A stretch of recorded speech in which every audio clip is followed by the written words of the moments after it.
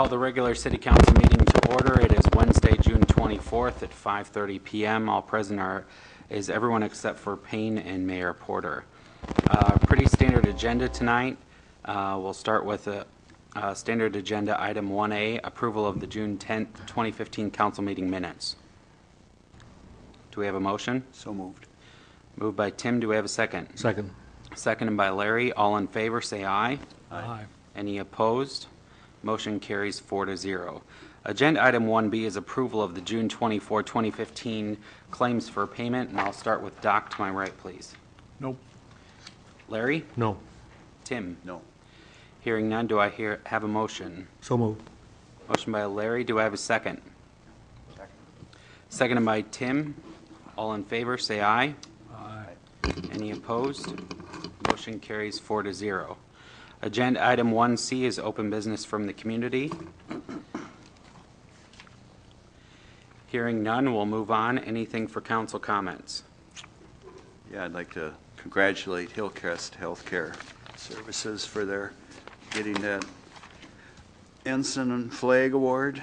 Apparently they're doing an excellent job up there, and they are recognized for that, so it's a good thing for our community. That's it. Anything else? We'll move on to staff reports. Tom?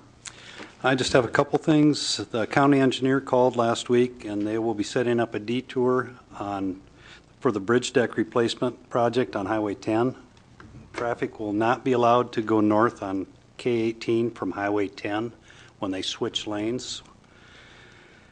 And it's going to be rerouted up to 23rd Street by the county maintenance shed, and it should happen in the next couple of weeks. And they told us about this when they first started the project. How long would that detour last? Till they're done? Great. I would hate to That would be predict Christmas. that. It'll be towards the end of summer, I would imagine. Yeah. Power Secure, our contractor from Georgia, is about a month from being done, so they're getting close to the end. And Dave's Construction, our new contractor from Sioux Falls for the second phase, should be here in 1 to 2 weeks. They're going to stop tomorrow and just work out a few details with us. So that's all I have. Okay, Gary? I just want to talk briefly about the pool, wading pool filter. There's a sand filter for the wading pool that's separate from the big, the larger pool, and the bottom basically blew out of the sand filter and it's shot. We've contacted a couple pool companies. One has shown up to and gone back to do some calculation. The other one has yet to show. Of course, they're busier than busy right now too, and so I'm not sure when or if it'll be done before the year end and what the cost is going to be at this point. So we'll keep you informed. It's a really difficult situation because the filters are down in about a 12-foot deep pit, and really no way to remove those filters without doing some major demolition first. And so the filters, if we do replace this filter, it's going to have to be relocated somewhere and repiped. And so it isn't like calling up and saying we have a filter and it's this number and we need to replace it. It's going to be a little more major than that. So before we do anything, we'll come back and let you guys know what's going on and what the cost is going to be to make that happen. So. Okay. Thank you. Mike? Nothing to report. Jim? Nothing. Okay. Moving on, agenda item 3, update from the hospital. We will move on to agenda item 4. Set date for the July 22nd for public hearing on proposed City of Hawarden hazard mitigation plan. Gary? Yeah, just briefly, this is the hazard mitigation plan. We up through 2010, we had our own individualized hazard mitigation plan. The state of Iowa and FEMA and Homeland Security said that they no longer wanted independent individual plans, that we had to go county-wide or multi-county-wide, even in some cases. We're in a multi-jurisdictional hazard mitigation plan with Sioux County, and it incorporates all of the school districts, all of the cities, the county, the colleges, all in one plan. So I will have a copy in the office for review if any of you guys would like to review it. I'm trying to get an electronic copy as well that I can get out to you. But we need to have a public hearing on it and then approve it, and it will allow us to be eligible in the future for grants or emergency loan situations should we have another flood or tornado or some type of major disaster. It even might assist us in getting funding opportunities for, I know in 2010 or so we had talked about having running another electric line into the community, so we had redundancy, and there was some grant funding available, but because we didn't have our hazard mitigation plan updated at that time, we weren't eligible. So it might allow us to, at some point, to get some funding for that type of thing, but that's the part of the reason for it. So. Okay. So moved. We have a motion by Doc. Do we have a second? Second. Seconded by Tim. All in favor, say aye. Aye. Motion carries 4-0. Agenda item number 5 is review and consider of the EMS director proposal for a future ambulance replacement. Kathy?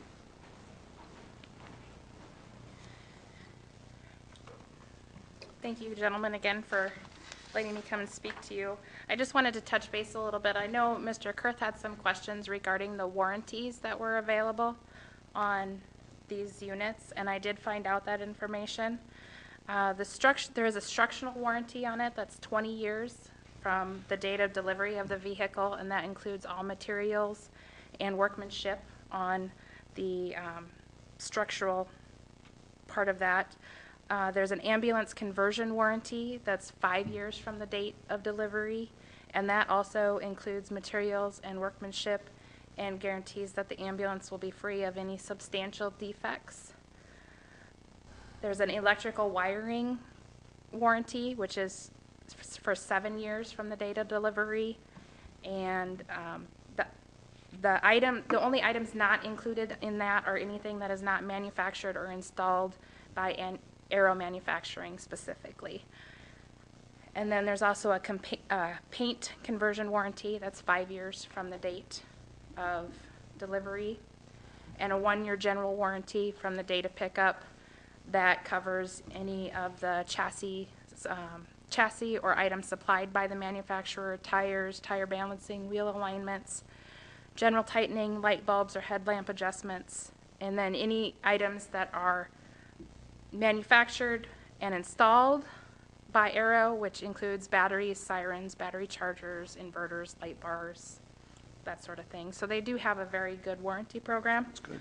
And like I stated before, if there is a substantial problem with the ambulance, because they are so close, they can come directly here to fix it, or if it's something larger, they can bring another unit here for us to use while they're fixing our unit. That way we're not down a unit. Great.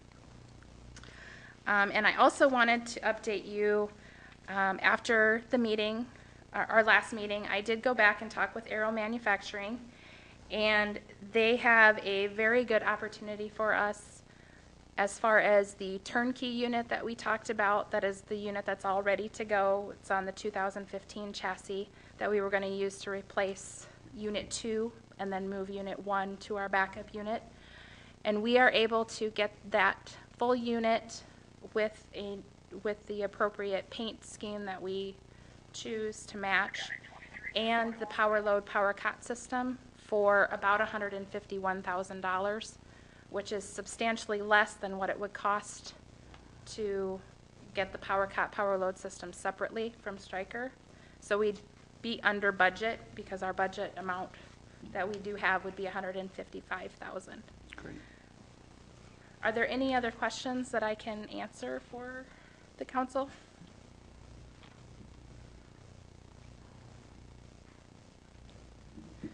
Then what I would like to ask tonight is if the council would be willing to vote on the option number 2 that we recommended last time, which was to purchase the 1 unit, and then we would move our Unit 1 to our backup unit, which will hopefully, putting it on the backup will relieve some of the stress of the miles that are getting put on it now, because we did just have it back into the service shop twice last week.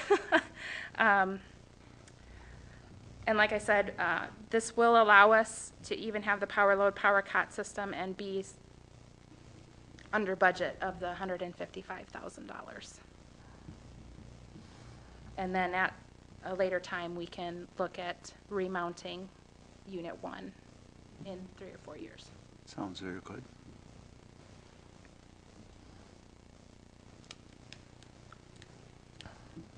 So do we have to have this on the agenda to vote? And Pardon me? do we have to put it on the agenda for a vote? Or- No, it's on there tonight, so you Okay. could, yep. You could make a motion now. Do we want to vote, or do we want to wait for Payne? Or? What's the motion? I don't understand why we're even voting. If this is an approved budgetary item, Oh, then, Don't necessarily have to. okay. So, yeah, I guess I don't understand. Not against it anyway.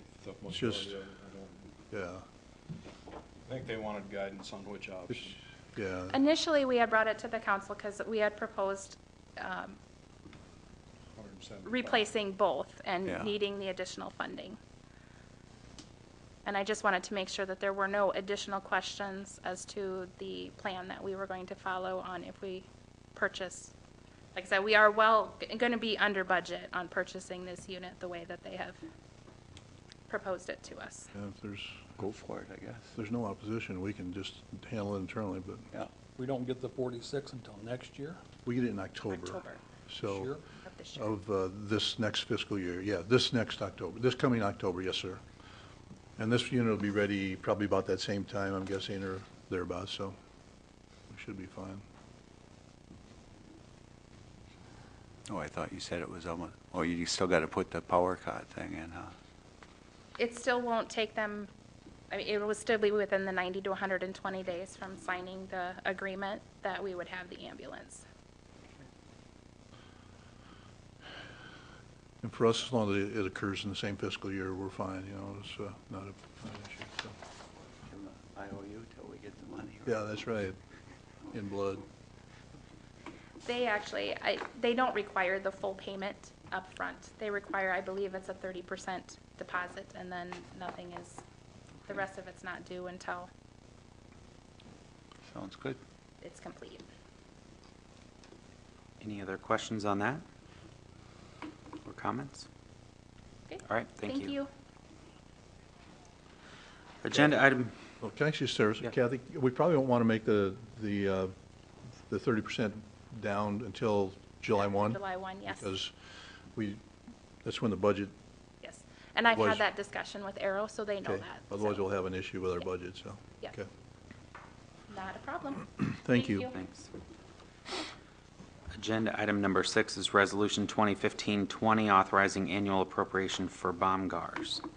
Anything on that, Gary? Yeah, I've addressed in the memo, but we entered into a development agreement in October of '08, and the annual appropriations that we've been making this year would be $26,000, and that would leave 2 years of appropriations, annual appropriations remaining in the development agreement that the city entered into in October of 2008. So the balance after this particular appropriation is made, should it be approved, would be $51,944. That would be after this $26,000 appropriation, so. The total paid to them was, when finished, will be $162,964.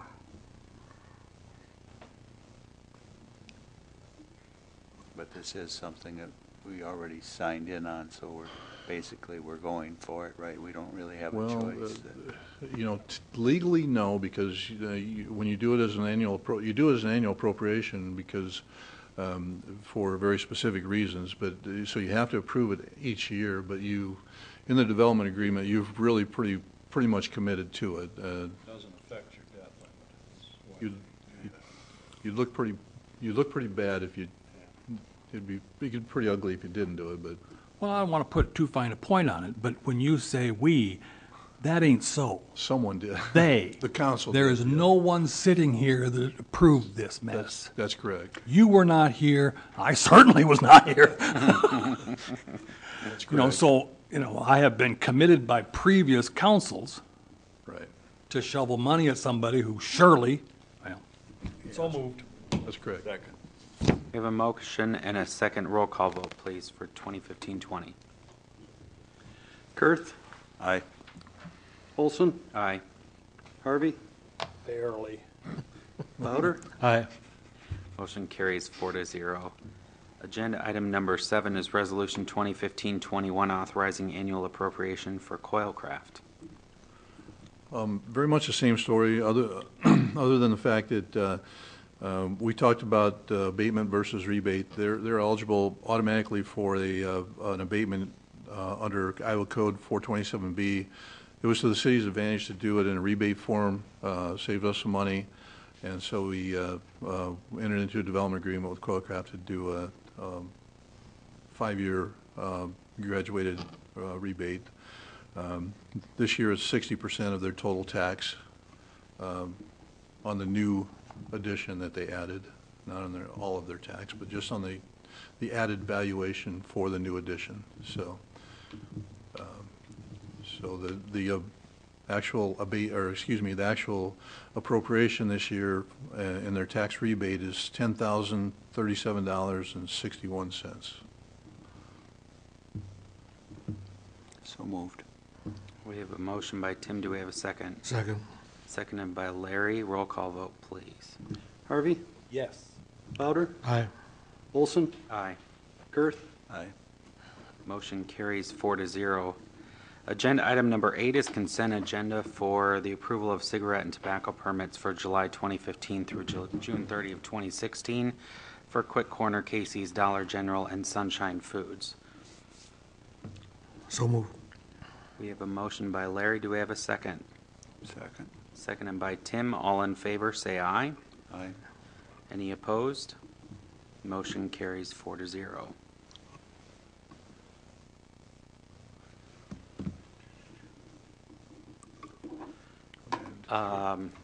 We'll jump up to hospital project update from Jason Pullman.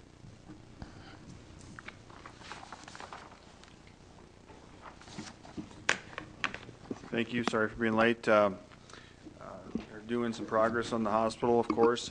We have relocated the generator today. Probably tomorrow we'll have the part of the ambulance garage that will be coming down, and most of the concrete going into the receiving area.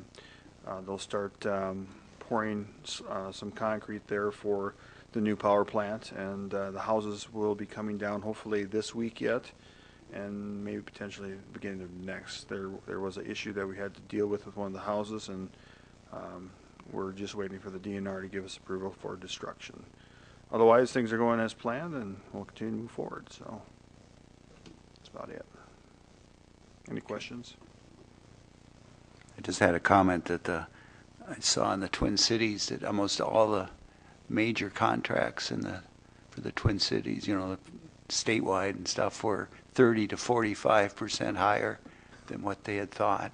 Really? So we're actually, as much as it pains me Pains. to admit it, we're actually lucky that we got our bids so much more reasonable that all the contractors are really sticking it to because they've got so much work. Yeah, I think that's kind of what we saw here is, we're stuck between Sioux City and Sioux Falls, and the contractors are going, both are in growth modes. Yep. And so we're seeing a lot of that happening. So, yeah, it's good to see that we're less than normal. Yeah. Any other questions for Jason? All right, thank you. Hearing none other, our next regular scheduled meeting is July 8, 2015. Do I have a motion for adjournment? So moved. Moved by Tim. Do I have a second? Seconded by Larry. All in favor, say aye.